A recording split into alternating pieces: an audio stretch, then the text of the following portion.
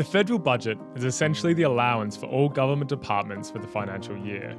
It lays out how the government plans to spend their money, what projects they'll spend money on, and whether they'll increase or decrease funding to certain areas. Basically, it's like your weekly budget for groceries, except the government has a bit more money to throw around. The budget is introduced to Parliament by the Treasurer, who is currently Josh Frydenberg, a politician from the Liberal Party. The budget is not immediately passed into law. It is debated in both the House of Representatives and the Senate, like any other bill, and often parts of the budget have to be dropped or changed to get passed. Once these bills are passed, the expenditure of government departments and programs are examined by Senate Estimates Committees, who make sure the money is actually being spent how it's supposed to.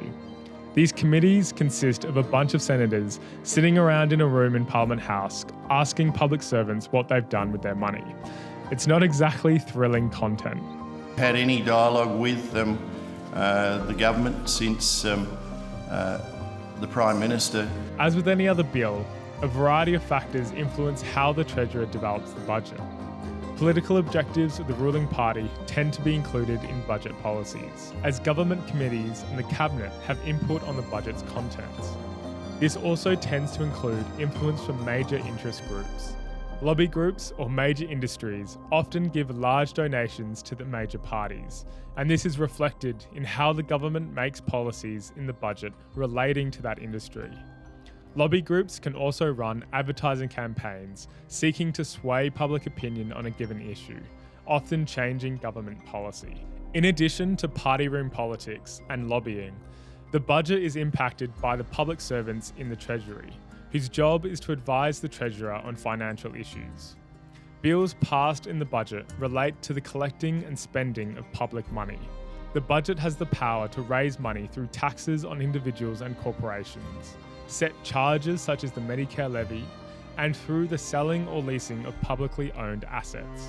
The budget then proposes how to spend this money. The wages of anyone employed by the government are allocated from the budget. This money can also be spent on various welfare programs like JobKeeper and infrastructure projects such as the NBN. This year's budget is particularly important for a number of reasons.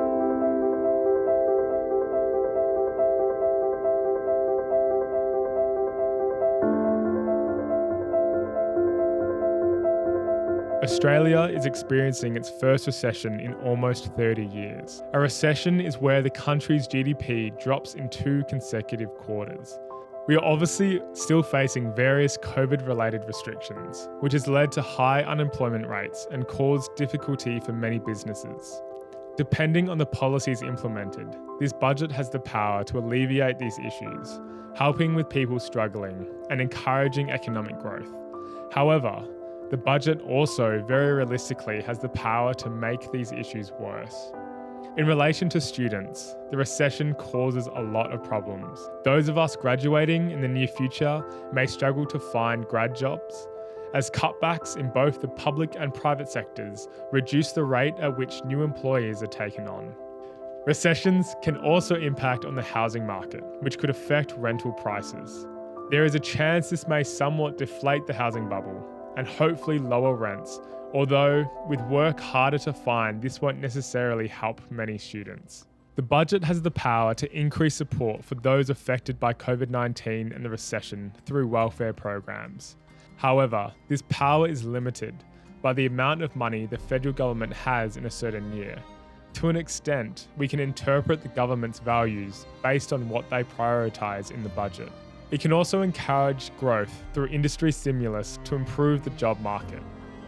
On the other hand, the budget has the power to continue cuts to education and reduce welfare, which will negatively affect students going forward as our degrees get more expensive and support for those left underemployed disappears.